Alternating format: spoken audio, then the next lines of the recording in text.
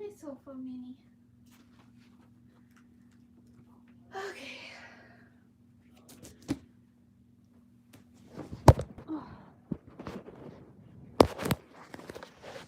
I did not mean to knock you guys over. I am sorry. Hi, welcome in. Sorry, I was spending time with a new puppy. Hi, welcome in. Oh, Boba's in here. Who did Boba get in here? Black cats blend in with everything, I swear to God.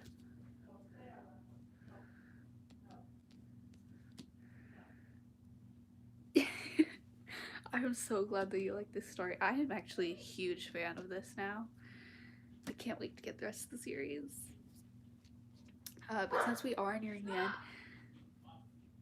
sorry for the background noise, they're introducing the new dog to the other dogs, but since we are nearing the end of this book, I would love to hear your thoughts on what book I should read after this is over until I get the rest of the series. But I think we can get started.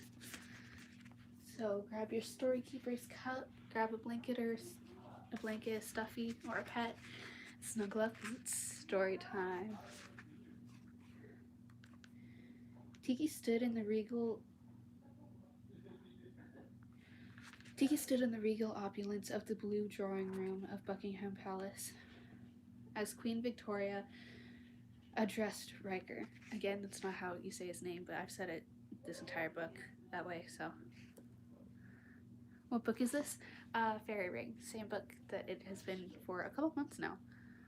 But we are nearing the end. Very close to the end. But I will get a new book after this is over until I can get the rest of its series. It is after extensive private consultation with my family and others. Jesus. Queen Victoria's words were measured, but she gave a significant look to Riker, along with my own personal contemplation of the matter, that as a reward for his... What the fuck? Participation. Why did that take me so long? Oh, I'm glad. As a reward for his participation at great personal risk in this safe return of the monarch. I'm pretty sure this isn't how you're supposed to say it, but it's how I've said it for years. Monarchy of the valuable and historic piece of jewelry, I am honored to bestow the ring upon the person of Lord William Baker Richmond, to wear and protect as long as he shall live. Riker stood tall and proud next to the Queen, every bit as regal as the English royalty in the room around him. Tiki's heart swelled with pride and love as she watched him accept the honor. Though Victoria didn't refer to their meetings, Tiki knew that Riker had spent hours behind closed doors with the Queen, explaining what he knew of the situation, including the things he'd learned from Kikiran, as well as his own connection to the events through his heritage.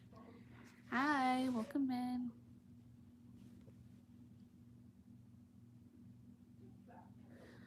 Hope everyone's doing well. Queen Victoria looked solemnly at Riker as she reached for his right hand and slid the ring of the truce onto his third finger. His lips curved in a rare smile, and she nodded at him. Oh, this is a new saying in the book. Nah, canny and timid. We'll go with that. Sir Richmond, for the sake of peace, we agree. Tiki admired the beautiful ornaments sparkling with a magical glow on the Christmas tree. I forgot that it was Christmas in this part of the book. Oh my god, grab the fucking page.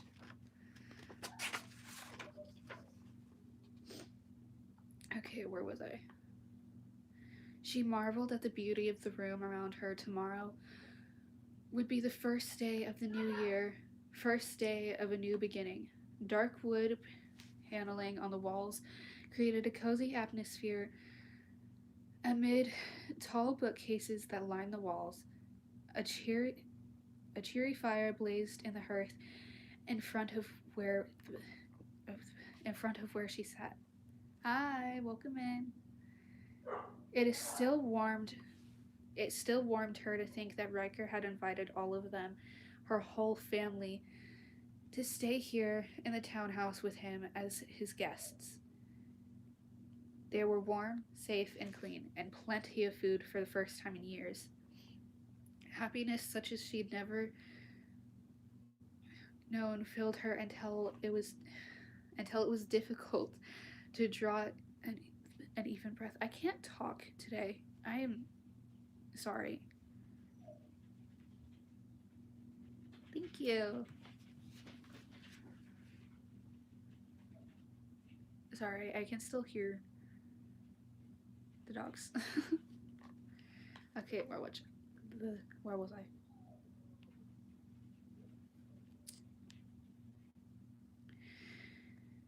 She wouldn't even think about the time when they would have to return to Trying Cross.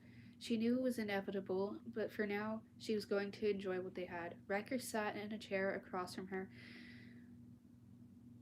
a contented smile on his face. He looked more relaxed than she'd ever seen him. I need your help, he said. Tiki gazed inquiringly at him. That is hard to say. I've given this a lot of thought, and I think it's something my parents would be very pleased with. He chuckled. Though I'm quite sure my brothers would get a laugh at the idea. I've made a few inquiries and looked into the prospect. I've just now gotten the go-ahead to proceed. What is it? I'm going to start a free school for orphans. Oh, a place where they can come to learn and read and write, to learn their numbers. I'm going to name the school after my brothers. That is actually so sweet of him. He cleared his throat. And the Thomas James Ragged School. Oh, Riker. Tiki clapped her hands together. I think that's a marvelous idea. There are so many children in need, and what a wonderful tribute to your family. We can feed the children lunch, Riker continued. Make sure they get at least one good meal a day. His expression softened. But I need your help. I'm going to need teachers. I was hoping that you would consider teaching at Thomas James School.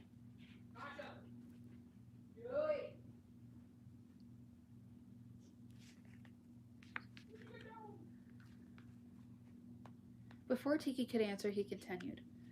I'll need Seamus to help build the desks and chairs, and maybe Fiona could mend the children's clothes, or help stitch some new clothes for those in need.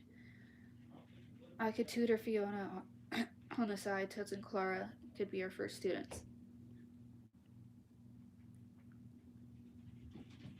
Sorry, the new dog just came to my door. That was adorable. Okay, where was I? Where was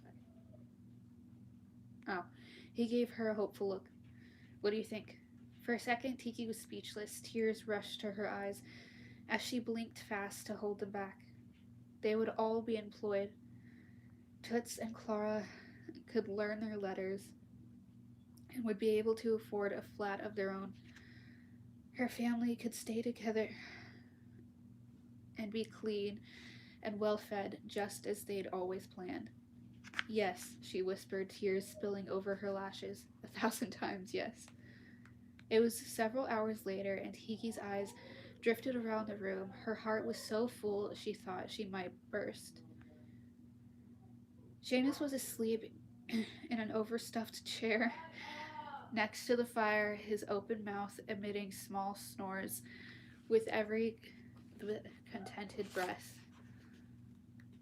Fiona and Toots ran past her toward the stairs, giggling as they chased each other, playing yet another game of hide and seek.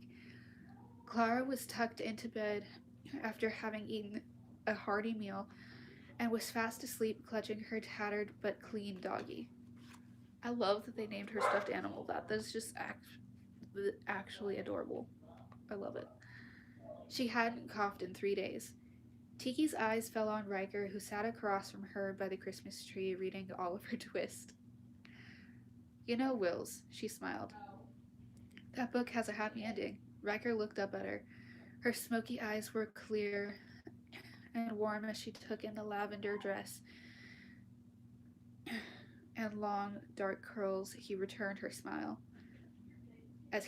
He took in her lavender dress and long, dark curls. That's the kind I like best. Oh, and that is the end of the fairy ring. I did not expect. I thought there was like 42 chapters. I guess I was wrong.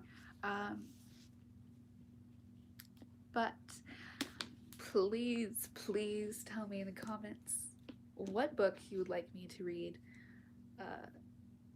next live, because I will also put a poll up and we will be reading other books until I get the rest of the series. But until then, good morning, good afternoon, and good night, my beautiful raindrops. Stay spooky, stay weird, stay dreaming.